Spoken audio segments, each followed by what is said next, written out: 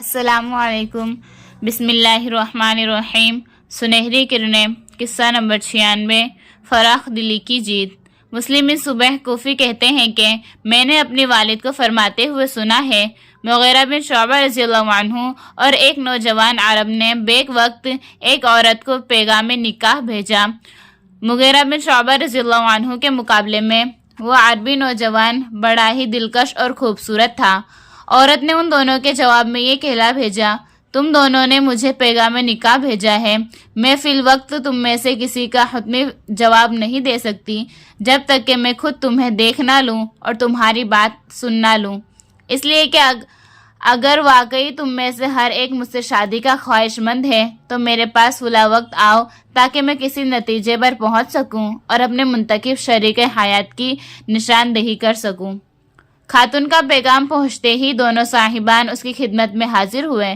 خاتون نے شادی کا پیغام دینے والے دونوں صاحبان کو ایسی جگہ بٹھایا جہاں سے وہ اسے نظر تو نہیں آتے تھے، البتہ ان کی گفتگو کی آواز اس تک پہنچتی تھی۔ ادھر مغیرہ بن شعبہ رضی اللہ عنہ کی نگاہ جب عرب نوجوان پر پڑی تو اس کے پرکشش با کمال شباب اچھی ہیئت اس کی شیریں کلامی سے مرعوب ہو گئے اور اندر ہی اندر اس رشتے سے مایوس ہو گئے، کیونکہ انہیں یقین ہو چکا تھا کہ اب یہ رشتہ اس عرب نوجوان ہی کو مل سکتا ہے، مجھے اب خواہ مخواہ کی امید نہیں باندھنی چاہیے۔ وہ سمجھتے تھے چونکہ ہر عورت کی خواہش یہی ہوتی ہے کہ اس کا شریک حیات پرشباب، پرکشش، جاذب نظر، خوبرو اور حسن جمال کا پیکر ہو، اور یہ تمام صفات میرے ساتھی میں موجود ہے جبکہ میرے اندر مفقود، لہٰذا جب اس خاتون کی فیصلہ کن نظر ہم دونوں پر پڑے گی تو بلا شبہ میرے مقابل ساتھی ہی کا انتخاب عمل میں آئے گا اور میرے حصے میں ناکامی کے سوا کچھ نہیں آئے گا۔ مغیرہ بن شعبہ رضی اللہ عنہ اسی کشمکش میں تھے کہ انہوں نے یکایک عرب نوجوان سے سوال کیا، بھائی تم حسن و جمال اور شیریں کلام سے نوازے گئے ہو، کیا تمہارے اندر اس کے علاوہ بھی کوئی خوبی ہے؟ عرب نوجوان بڑے تمطراق سے گویا ہوا، ہاں یہ اور وہ۔ یوں اس نے اپنی بہت ساری خوبیاں بیان کی اور انہیں انگلیوں پر گنتا رہا، پھر خاموش ہو گیا۔